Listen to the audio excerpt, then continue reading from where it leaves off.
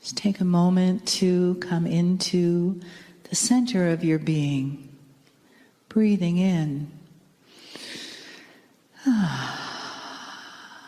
breathing out. Just allowing for the fullness of the day to settle over you. To just wrap around you like a beautiful cloak of loving embrace. The embrace of family. The embrace of spirit. The embrace of your willingness and your love for yourselves and for each other.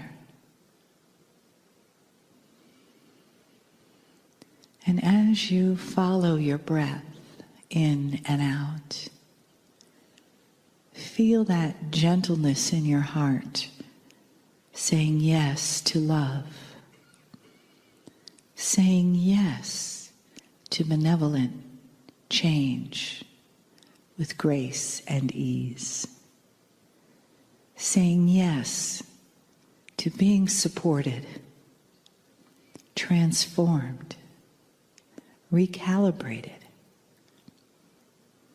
so that you can become more and more of the shining beacons of light and love that you came here to be.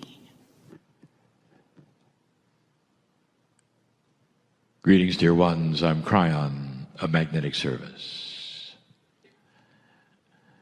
This is the 5th message.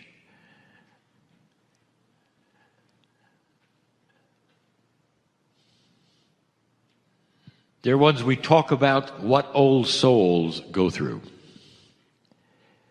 We've talked about the shift.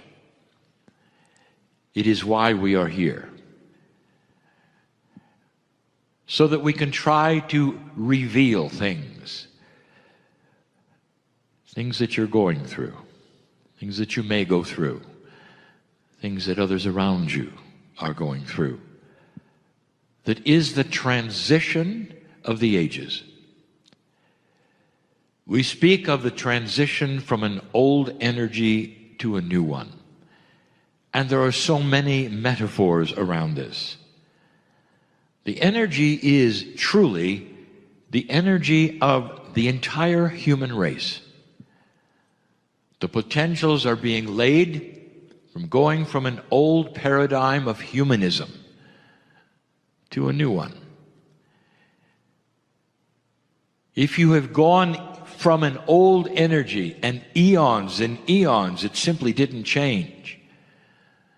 And suddenly, within a few years, it starts to create new paradigms of existence.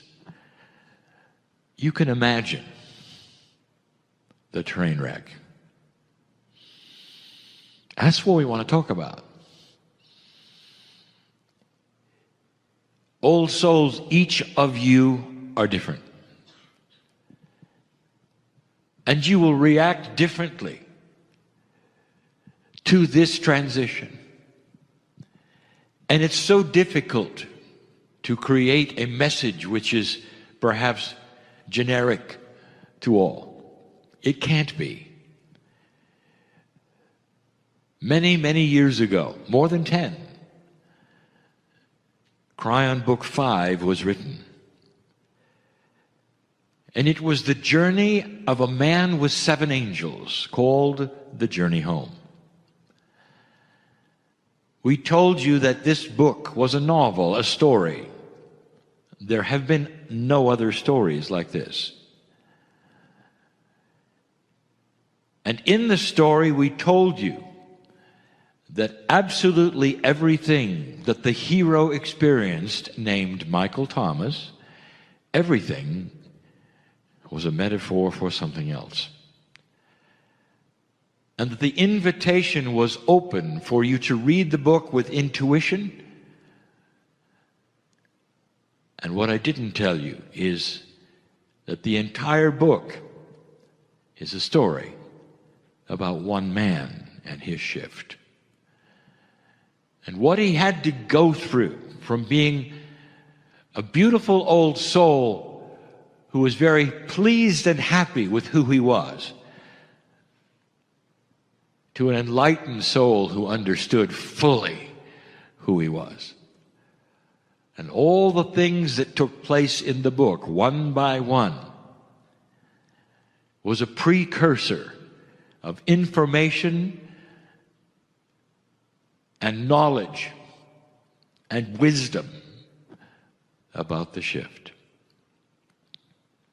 One of the things that was the most difficult for Michael Thomas to go through was where he had to release his baggage. And in the story, it is told that an angel that Michael Thomas was with and loved and appreciated looked at Michael Thomas and said, "I couldn't help but notice that you're carrying some baggage."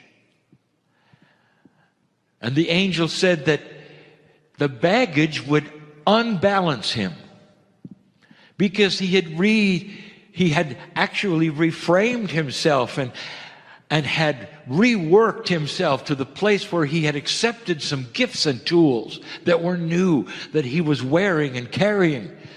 But if he had his baggage, he wouldn't be able to use the new tools. And so the angel said, "Release it now. Let me take it and hold it for you. I'll walk beside you. Just let me carry it for you." And Michael Thomas backed up and said, "Don't touch my stuff." And he walked out the door, and the angel knew what was next and didn't say a word. Dear ones, you have to know this, that the beauty of free choice means that you're not going to be admonished, pulled back, and said, don't do that. That's not going to happen. Because once your choice of free choice is made, you can go anywhere you want. And Michael walked into a storm. And the storm actually forced him into a decision. He could keep his stuff and be destroyed by the storm. The winds were enormous. Or he could release his baggage and survive. It's a metaphor for understanding and awakening to new truths. He wasn't going to be killed. He simply would not be able to move ahead into a new paradigm unless he released the baggage. As the story goes, Michael Thomas indeed released his baggage. And in the story, the baggage that he had was the personal things that he held dear to himself and the truths that he had, and all wrapped up into metaphoric things that he carried around with him, and he released it. And if that weren't bad enough, the storm tore it apart. It was being released. He saw it go to shreds, and he stood there seemingly without anything. Seemingly without anything. For a little while, according to the story, Michael was mad at God. He accused the angel later of a scenario, a system that said, well, I see how things work here in this magic land. If I don't do what you say, you're just going to do it to me anyway. He was mad. And the retort of the angel with that accusation was as follows.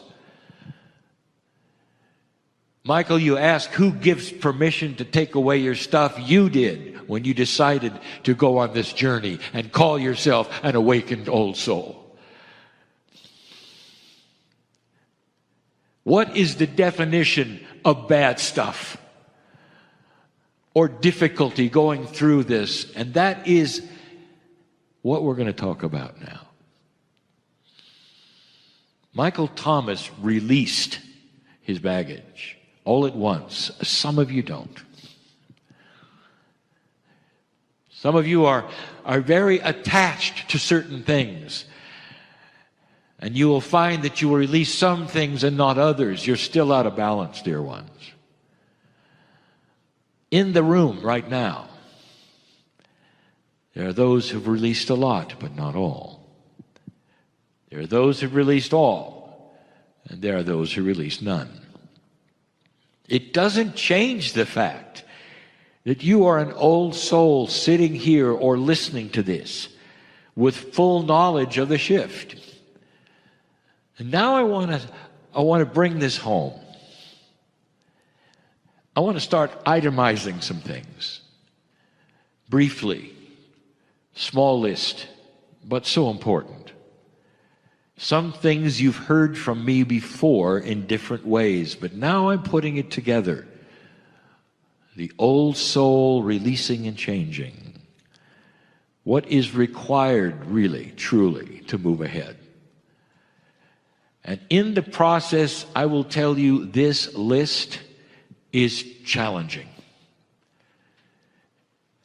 And in the challenges that I list to you, there is always solution. Always. But it's challenging. It's why some of you have said, I release it. Kind of. But I'm going to hang on to this one.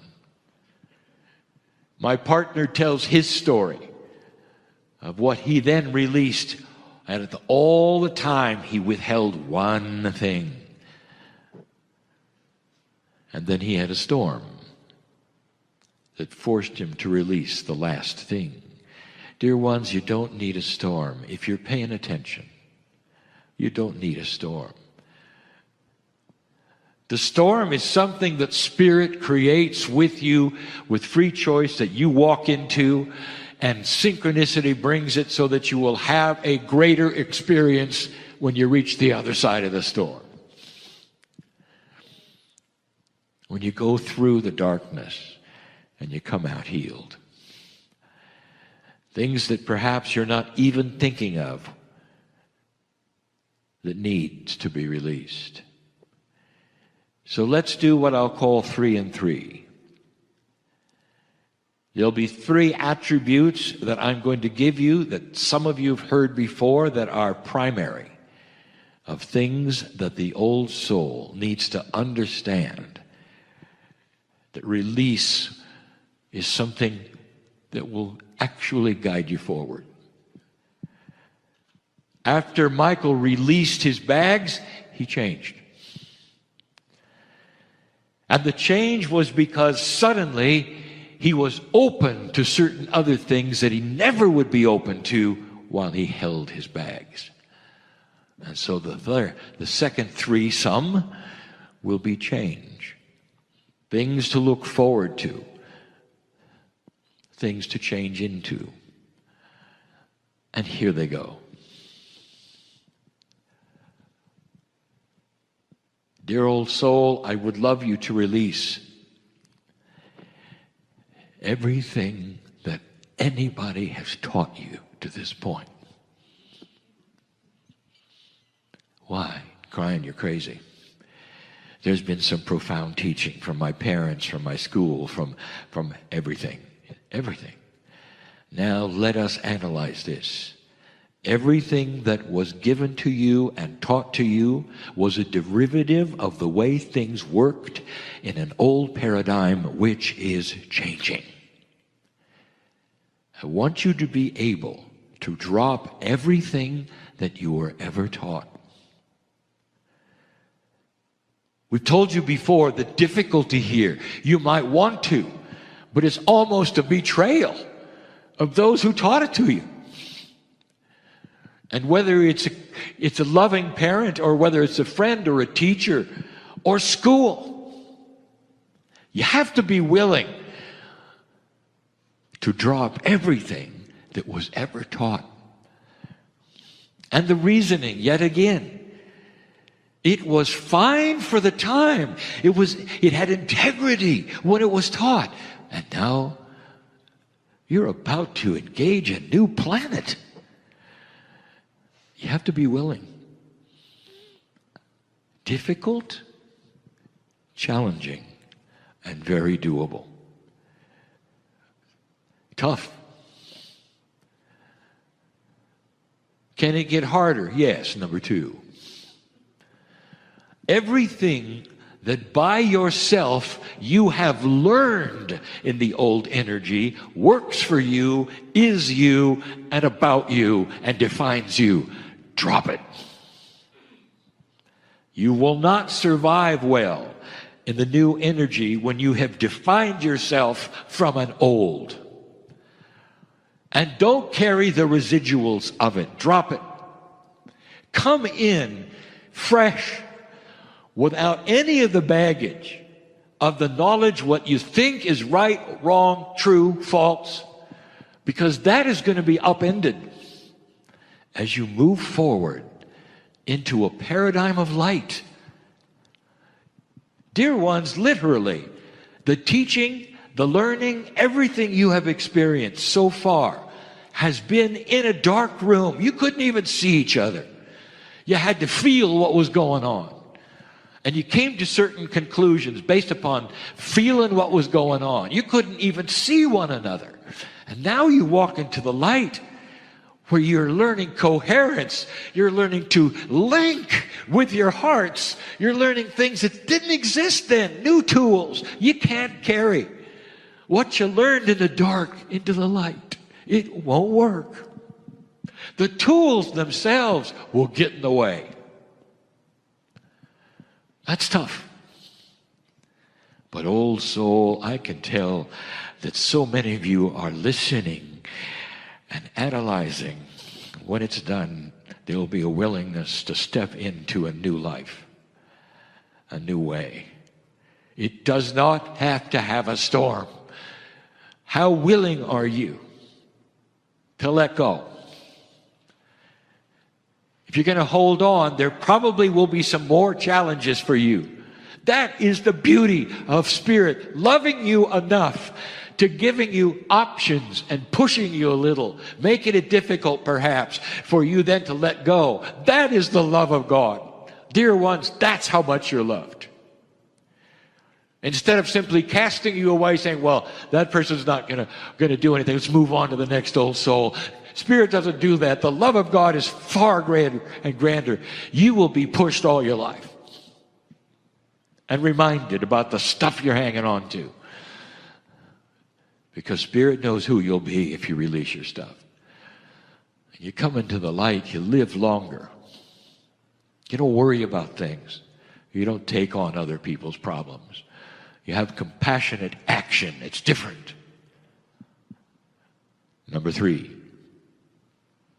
You might not think that this is very strong. This sounds timid compared to the other 2. I want you to stop deciding what others think about you. Because things are changing. In this new energy, there's going to be a greater acceptance of esoteric truths. And it's subtle. But when you start telling people about what you are into and what you believe, I want you to watch. Instead of turning the other way, rolling their eyes or laughing, they will come a little closer to you. And they'll say, tell me a little more. You know, I've had a feeling about that. It's already starting to happen. You're careful who you talk to about what the subject is. Now I want you to drop the reactions from the old energy of who you are and think differently. When you present light to people and integrity to people about what you believe and what you're into, I want you to see their reaction. Because so many of them lean a little closer now. They don't back up and go away. Lean a little closer. And they say, you know, I've heard that before. Tell me a little more. What have I asked you to do? I've asked you to drop history of how you've been treated. That's tough. It's tough. And you know why? Because you've been treated like that for eons. It's in your akash. It's a knee-jerk reaction. What people are going to think. Suddenly you come into the light, what we call the field, and it affects humanity. And it may not affect them so they're all awakening to new truths, but I'll tell you, they're far more accepting when they hear things that resound to the truth than ever before. So let's call those the three primary things to drop. There's more. But if you can drop those, dear ones, everything else becomes easy. And the more you drop, the easier it is. How about you considering dropping all three at the same time? That's going to save a lot of frustration. When Michael Thomas dropped his baggage, everything realigned. And the teaching really began on these 7 angels. He had to go through this before he could start to absorb what they had. Some of you in the New Age, the metaphysics, the esoterics, have come through the last years with certain tools that worked. And whether you're a reader or whether you're a healer, you are aware that some of these tools are now suffering. They're not working as well. And so what we have said in the past, we'll say again, even before we go to the next 3. You must drop the knowledge of what the old tools were supposed to do. How do you drop knowledge? It's in there forever. I want you to drop the perception that you need them. And the reason is this, because new tools are on the way. And the new tools won't look like the old tools. Forget the old tools. Sometimes the new tools will do the same thing. They may even kind of perceptually look a little like it, but they're going to be double in efficiency. In the light, remember, the difference, metaphorically, is now you can see the other person. You can align with them. You can heart connect. You can have a confluence of energy that you couldn't in the dark. Therefore, the new tools are going to be completely different because you're in the light. You can see. Don't be alarmed that the old tools don't work anymore. And what we have said countless times before, depending upon your path in life, depends upon how quickly you get them, the synchronicity of who you will meet to help you with them, how efficient they will be. And the old soul who has used the old tools and is used to it is going to be impatient, tapping their toe the whole time. Bring on the new. Bring on. I'm a very patient person, but bring on the new. Bring on the new. Be patient. Take a little vacation because you're going to need to. There's work coming. And these new tools, whatever you want to call them, the ability to see, to read, to write, to go, to do, to heal, to be, to balance, to love. These are the tools coming. And they have nothing to do with the old ones at all. Nothing. You're going to be busy. The sparks will arrive one by one. The last 3 have to do with acceptance of change. That's tough for a human being, much less an old soul who has an Akashic that is rich with the ages. There are certain kinds of things that humans react, object, all of the things that humans do based upon past experience. Number 1, acceptance of change, acceptance of the new tools, acceptance of new ways. Can you do that? It's one thing to drop your baggage, but you're going to go looking for what you dropped. And that's the change we want you to know about. There's an angel walking beside you with all the bags you dropped if you want it. You can pick them up again. You have free choice. I shouldn't have told you that. And that means that they're really not gone. These things that you say you've dropped, they really are not gone. They're part of you. They always will be. Dropping them really truly is a metaphor that says in your psyche and what you cognize is completely and totally cleared. And you're ready for the new. Being ready for new things is a nice statement until the new things come along. And you're saying, no, not for me. That's the human being. And the older you are, the worse it is. And the reason truly is that you perceive change as difficult and something that you're not necessarily suited for because you're stayed in your ways. What if some of the change involved that which was not comfortable for you? That is what you have to conquer. You can learn anything, dear old soul, honestly. You have been through so much change. You have been there when everything has been invented that you currently use. And now it's time to look at it again. Here it comes. What is it you object to? What is it you won't do? What is just a little too new for you? What is it that you assign to the young people, which is going to be the future of humanity? And you say, well, not for me. It's only for the kids. Not understanding that it's going to be the future of humanity. Tools are coming that will connect you to other people in ways you never dreamed of, that will actually allow long distance healing, confluences of energies put together, hearts connecting, coherence. How would you like a situation where you could have worldwide coherence with a device? Where everybody at the same time is looking at you and you're looking at them. You think that's a little too spacey for you? It's coming.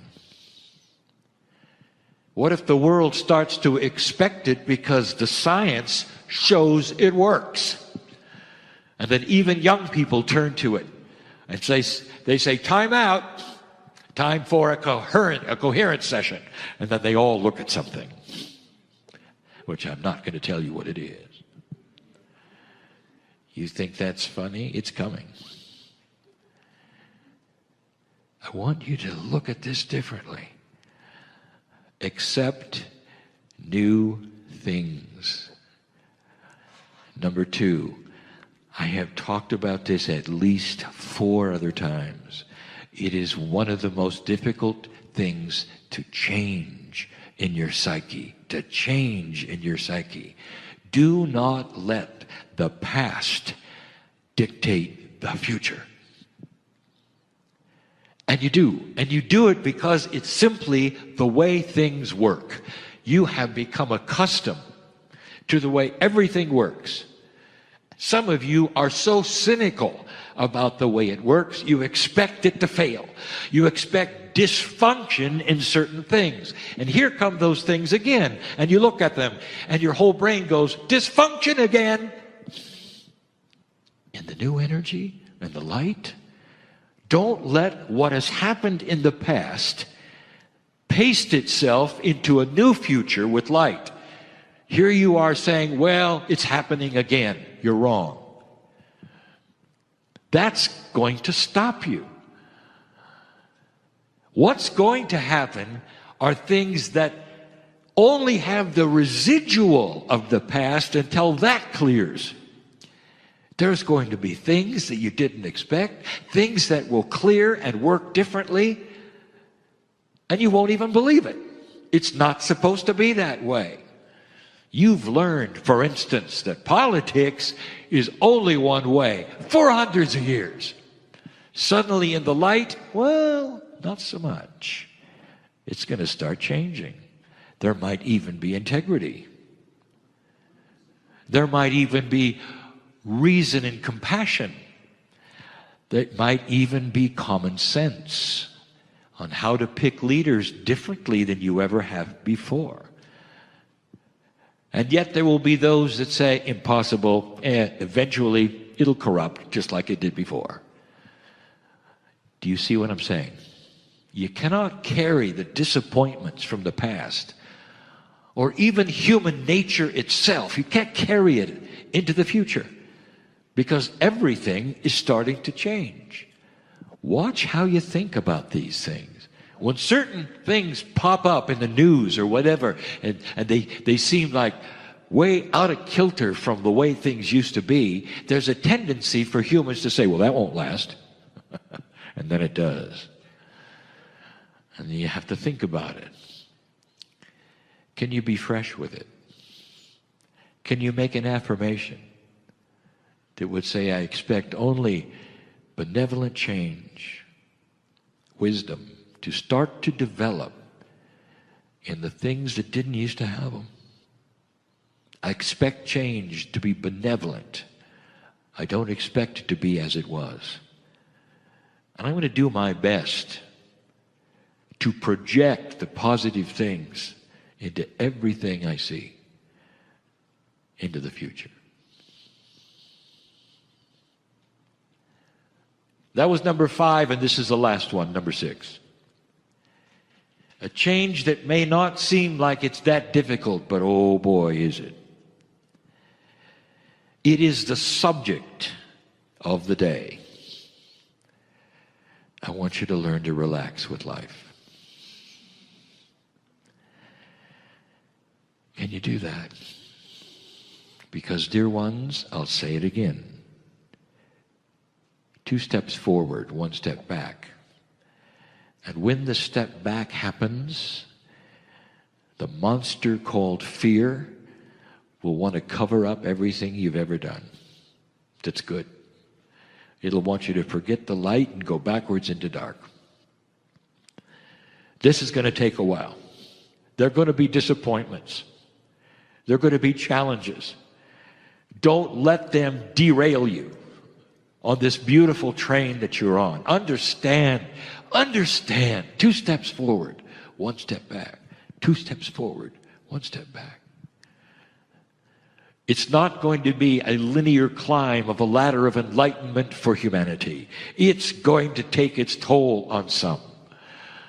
Some won't be able to stay on the train. That's already happened. Some will see it and say, too difficult for me, and not join you. And all the while, I'm asking you to relax. What you have learned today and the day before and the day before is on purpose. How to align hearts. The processes of alignment between human beings as a group, individuals in 2s and 4s, is going to be critical. And you're going to be having to practice this in order to stay balanced, and so you don't take on others' problems and call them your own and let them burden you and take you down. That balance is necessary for what you're going to see the earth go through. 2 steps forward, 1 step back. Can you do that? Now that you have been alerted of how it works and the expectations, did you notice that the teaching is becoming more specific from Kryon? And that all these years up to 2012 was a preparation so that you would know who Kryon was. And the integrity and the beauty and the love that I see for humanity. And now the teaching begins. To get you through the shift, old soul, so that you'll understand what is happening, why it's happening. Put your hand on your heart and be peaceful and know you exist for a reason. You are the light of this planet. Don't let anybody put it out with doubts or fears of what you are, what you're doing. That's enough for today.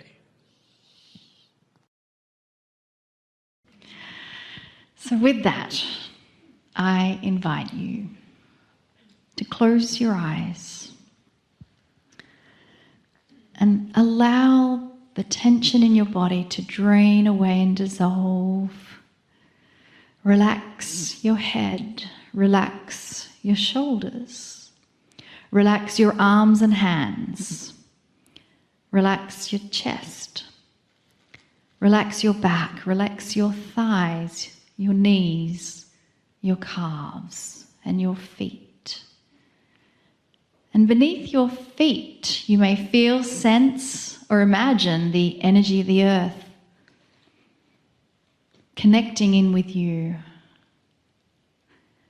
And if there's anything you wish to release as part of the dissolving of tension within your body, you may send that into Mother Gaia. For she is the ultimate place where you can transmute the energies you no longer wish to have, and then she will make those available to you as renewed energy. And so feel that loving energy and embrace from Mother Earth pushing up through your feet and pushing up through your body right into your heart, where you can receive the unconditional love of a planet that knows you by name, knows every footstep you have stepped upon her. And in that feeling of gratitude for how much we are loved by Mother Gaia, you may also feel a little tingling above your head from those who are from the stars, who are watching you in this moment. And standing with them is an entire galactic family that knows you by name and knows what it is you are doing. And allow those energies from the stars to trickle down through your crown and pushing into your heart. And so that your heart now sits there beating with the fibers of light from the earth and the fibers of light from the stars. And as these melding filaments of light expand within your heart, they now push out from your heart and into the globe, sending it to all those we share the planet with. And as we sit in this energetic posture, we say to dear Kryon, thank you for being here. Thank you for loving us, Kryon. We are ready to come a little closer.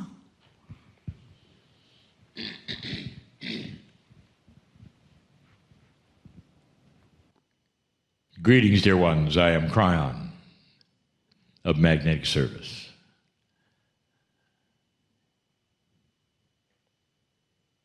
Normally, we start out and say, come a little closer. And that is the entrance always of what is called the Circle of 12.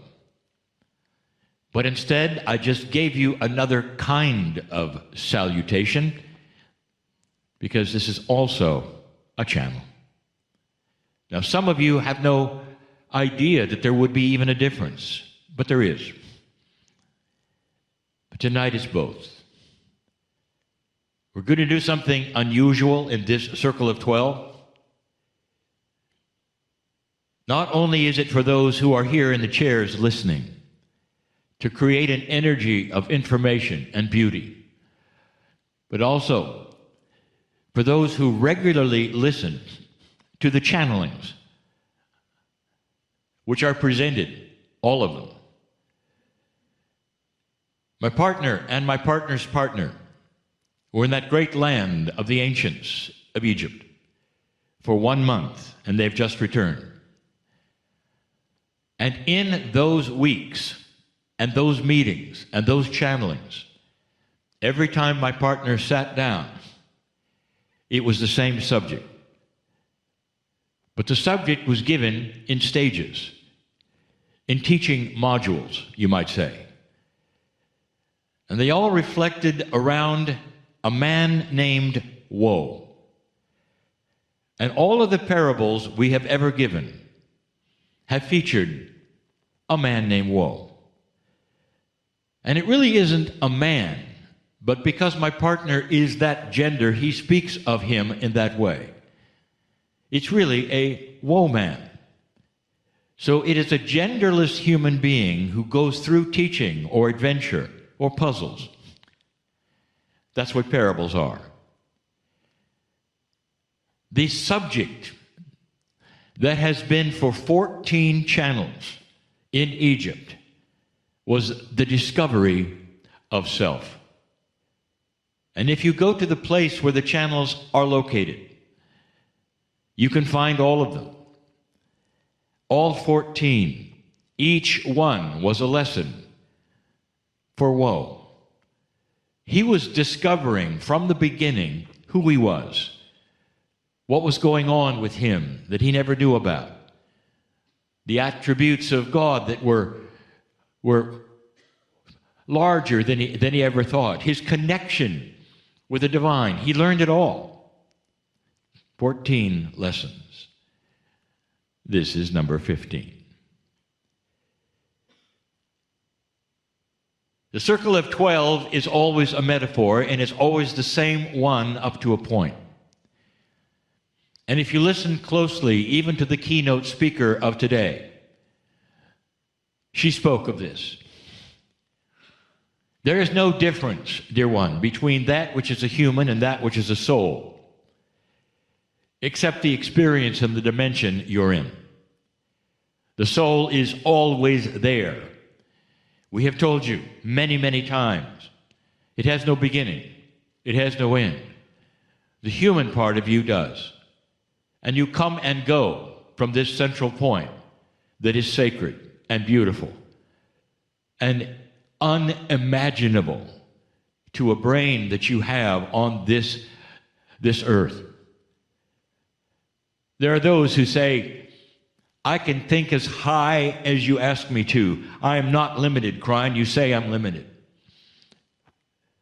You don't know that you're limited. A fool does not know they are a fool. A human does not understand what a greater consciousness that is not a human would be like. And that's the way of it. And so to try to describe to you a multidimensional soul that you have is almost impossible. We can tell you of its grandeur, of its beauty, of its existence. And in the circle of 12, we can take you across a metaphoric bridge to that place. And we have for a year and a half.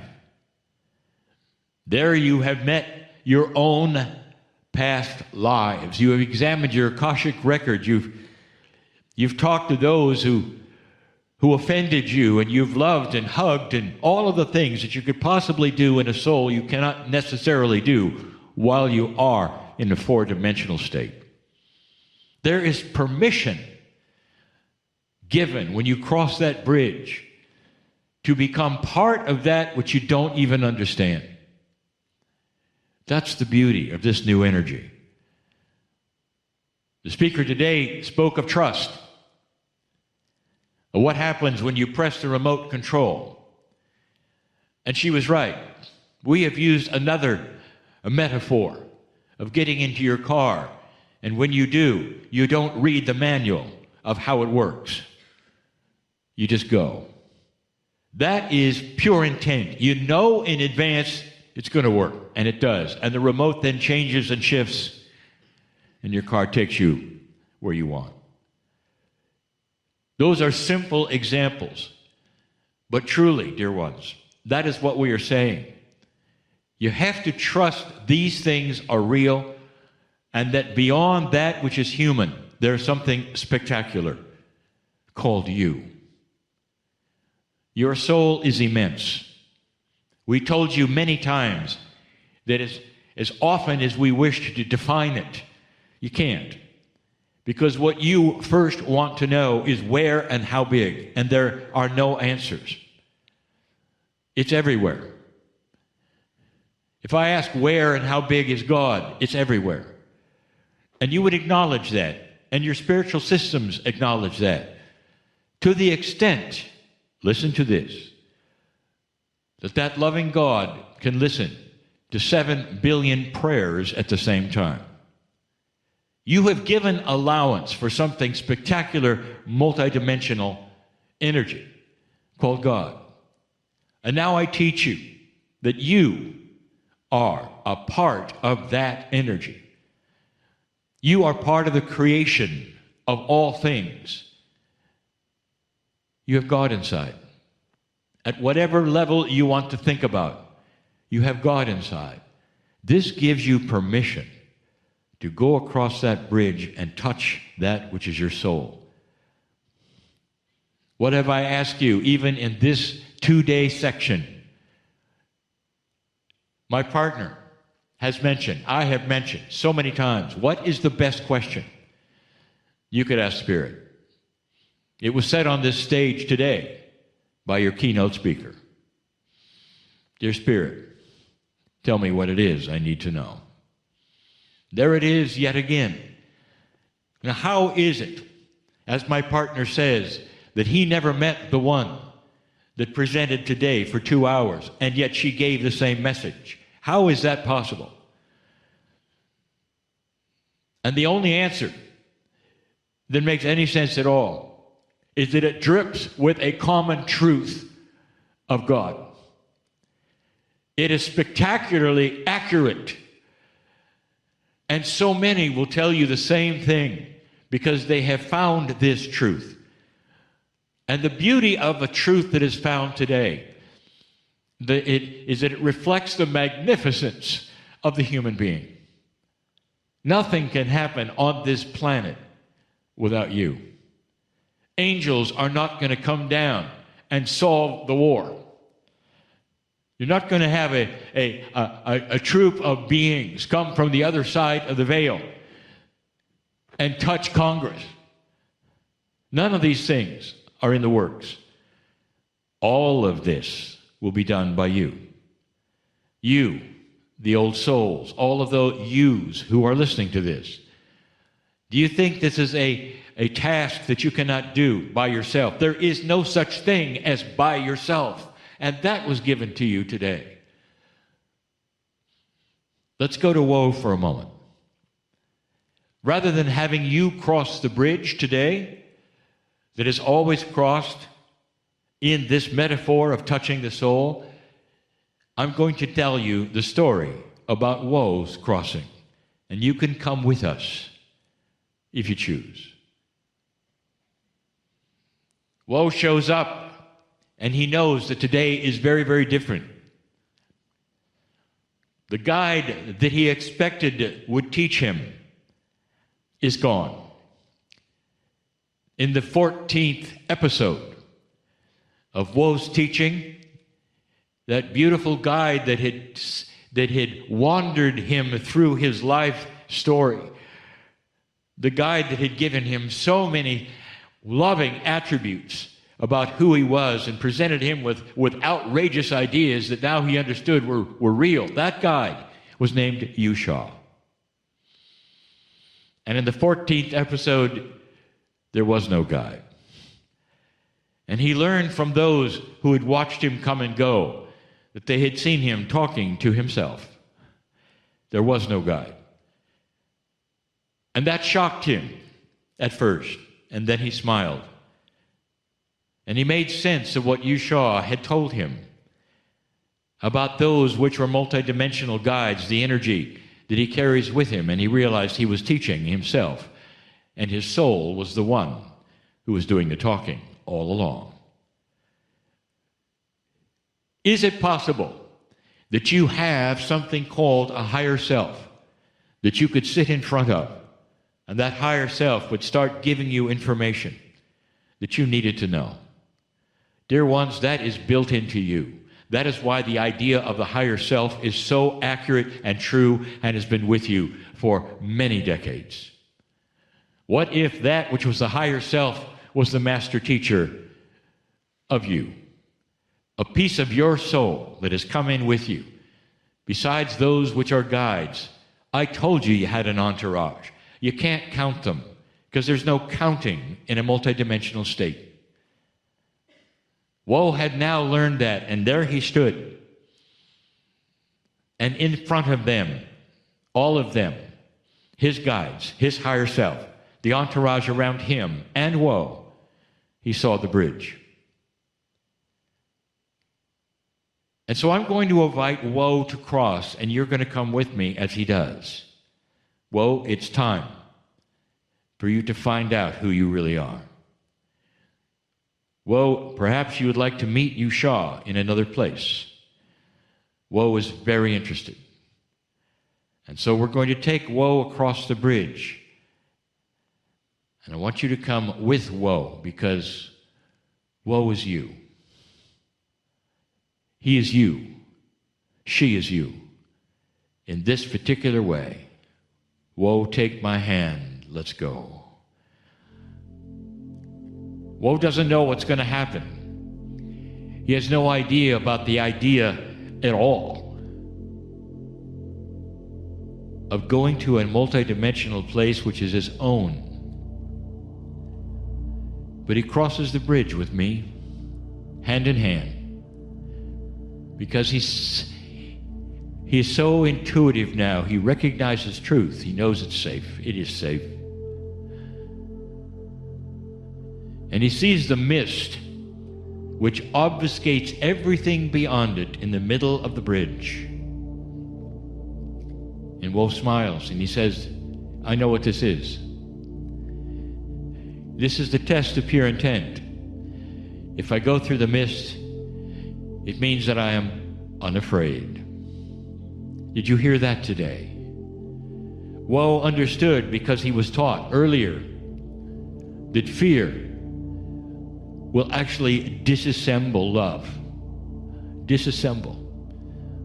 Annihilate. He has no fear. He smiles because he knows what's coming to some degree. And he trusts that even if he doesn't understand it, he'll experience it. Woe walks through that mist with me to the other side of that bridge where things don't make any sense. It's almost like a dream world where things are there but should not be there. But Woe does not fear, because there's something extremely familiar about it. Welcome home, Woe. This is who you are. This is the magnificence. How big do you think it might be, Woe? Didn't you have experiences even when you were taught by Yusha that took you to places you didn't think you could go, and examined your life in a way that you didn't think it could be examined, and he said yes. This is your soul, Woe. It has no bounds. More than that, this is reality. This, Woe, is real. And what is on earth that you have come from is a partial reality, incomplete. And it's where you live for a while. And then you come back and live it more. And then you come back, but you always come home. This is home. It belongs to you. The essence of you is here. Woe was loving all this and understanding all of this. It was not a place at all. It's almost like he stepped into the most comfortable thing he could ever step into, himself. His sacred self was there, and he was almost walking within it. Odd it was. Didn't seem to be outside or inside. He couldn't figure it out. And then he realized he didn't have to. He just sat there, basking in this majesty that he recognized as eternal. Whoa, you are eternal. You've been told that by Yusha. Well, I'd like you to go inside for a moment into a place. It's not the place where we normally go into the Circle of 12. There's no theater, but we have been to this place before. We have taken many on this journey to different areas, you might say, of your soul, all metaphors for something else. And this will be as well. Woe goes through a door. You always go through a door. There's a name on the door, and we told you what the name was the last time we did this in another exercise. We told you it was Heroes in the Making. And we gave you the story about you, dear ones, each of you, at the wind of birth, and what it was like when you decided to come into this planet at this point in time. There's a lot of you, you know. Or do you?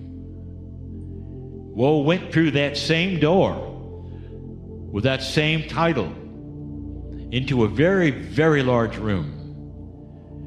He couldn't decide whether that room was inside or outside either, because when he looked up, it looked like he was looking at the heavens, but it was more of a planetarium.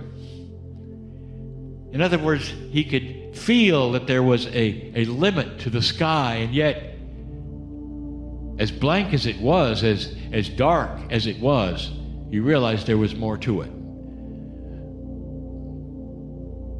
He walked up to the chair that he was going to sit in, and he recognized that there was something going to happen because there was a chair facing another. He was going to have a conversation with someone. He stood there for a moment, and out from almost nowhere came somebody that he recognized, named Yusha. Again, the metaphor of his own guide set was walking toward him, saying, "It is good to see you again, my friend. Welcome to the most magnificent thing that you have ever seen. You." Sit in the chair, Woe. Let's have a lesson. Woe was overwhelmed with love. There he was, Yusha. He thought he'd lost him, or he wouldn't see him until he died. And Woe sat in the chair waiting. There are a lot of things in this metaphor and this year and a half that are unbelievable, because there are those who would say, well, I've gone on this journey and it's all pretend and it's all visualization. I can't really do this until I'm dead. I want to tell you something. You're not getting it. Yes, you can. This is your lineage. It is your power, your force, if you want to say, to be able to cross into that which is you, the sacred you, while you're on the planet. That's the teaching. That's the metaphor. It's not just a visualization or a meditation. And Woe sat there. Appearing above him, getting his attention, were seeming stars in the sky. He couldn't figure it out. They weren't really stars. They didn't glisten, and they were in perfect focus, and every one was a bright light, and there were just an enormous amount of them. It's a huge room. Yusha, what are these? And Yusha stopped for a moment, and he said, are you ready for something, Woe, that you won't understand? And Woe said, I am. And Yusha said to him, we have created this for your understanding and for those who may listen, so they would understand, and for your teaching in the future, Woe, so they will understand. It's a metaphor. There's a lot of them. Woe said it looks like 1,000,000 dots at least. And Yusha looked at Woe and said, well, actually 36 million. Woe recognized instantly that with a clarification of the number there must be something within it. Something was hiding. Yusha was the guide. That day, right now, Yusha was the teacher. Those days, right now, and he continued. They represent almost every old soul on the planet. Whoa. 36 million. Well, they represent approximately 0.5% of the Earth's population.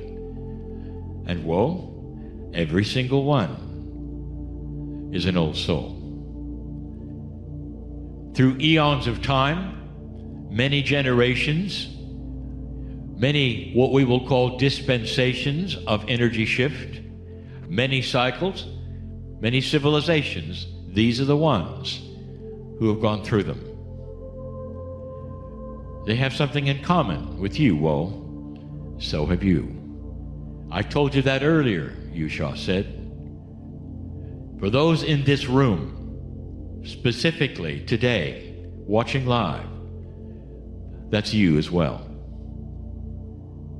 There will be thousands who hear this, listen to this later, to judge for themselves where they feel that they're in that grouping. You know if you're an old soul.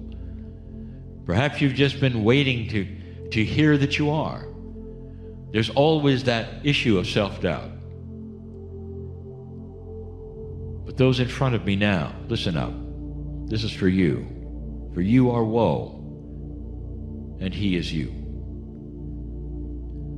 And then Yusha said, Woe, something amazing is going to happen that can only happen with a multidimensional consciousness, with the field, with the idea that there's a universal consciousness. We're going to do something for you. All 36 million are going to give you a message. Woe did not know what to make of that. How long is that going to take? And Yusha said, in a moment, in front of you will be somebody you love. Somebody who's passed. But it's not really them. It is, but it isn't. You see, there is no individuality when it comes to this kind of consciousness. Soul consciousness belongs to all. That's the idea of the field on the planet. And so you think that there is one kind of consciousness for each individual. Indeed, on earth you are linear. Here you are not. Therefore, they can all talk as one. One can talk as all. And they are going to do that now, in the persona of the one that appears in the chair. Suddenly, all of the lights above him dimmed, and instead there was a very bright light in the chair in front of him. And as it took shape, he recognized the one he had loved the most in his life. Perhaps it's different for you, but for him, the metaphor was obvious. Somebody he loved and trusted and missed was going to show up and give him a message. It's important that you understand the metaphor of this so that you are comfortable with the message and understand it's true and it's beautiful. There's someone in your life who perhaps is either here or not here, who might be the one in the chair for you, for those listening, for those in the room. But for Woe, it was his mom. And there she was. And he was so grateful for this moment. So grateful. Those in the Circle of 12 experience have gone through this one before. And we've done this for you. That you can go to that place which is your soul, and you can go right to those you've loved and lost. And dear ones, that is real. What did you learn today from the Navy commander who walked the stage and gave you validation after validation of how real it is to be with a soul who seemed to be gone? It's real. For you, whoever this is, will be real. For Woe, more than real. And she smiled and said, Woe, I never left. I simply changed and shifted into another kind of energy. Woe, I have loved you from the moment I seem to have left this planet. Woe, I see you. I know you. I know you felt my love. And indeed, he says, Mom, I have. I knew that. Somehow I knew that. Thank you for validating it for me. Yusha interrupts and says, it's more than a metaphor, Woe, because your mom is an old soul. You chose her before you came. And she taught you well because you were ready to accept the last 14 lessons we had given. 13 of me present. And Woe said, what is she going to do? And Yusha said, she's going to give you instructions. As 36 million souls with a single consciousness for what you're going to do and what your instructions are going to be to bring this earth into a new energy of peace and kindness and compassion. How long is that going to take? Woe is still linear, just like you are, with questions that are linear, absolute. You want to have this question answered, that question answered. You want to know about this and that. That's not what's going to happen. And he said, please tell me. All 36 million of you, all together in that visualization of my mother, smiling at me and filled with compassion and kindness that I knew all my life from her. I'm ready to hear it, and I will do it, and I'll believe it. And she looked at him and said, here are your instructions from the group.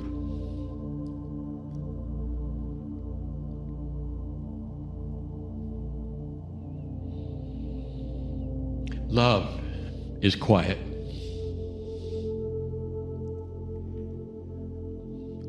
Love does not puff itself up. Love is filled with all the kindness and the positive things imaginable and sheds the negative things away so easily. Love does not confront. Love does not react. It listens.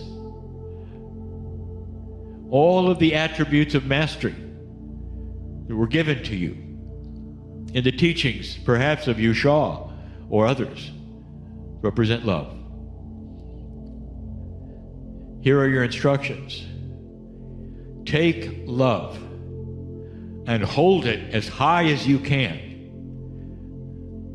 and go from this place and change the planet.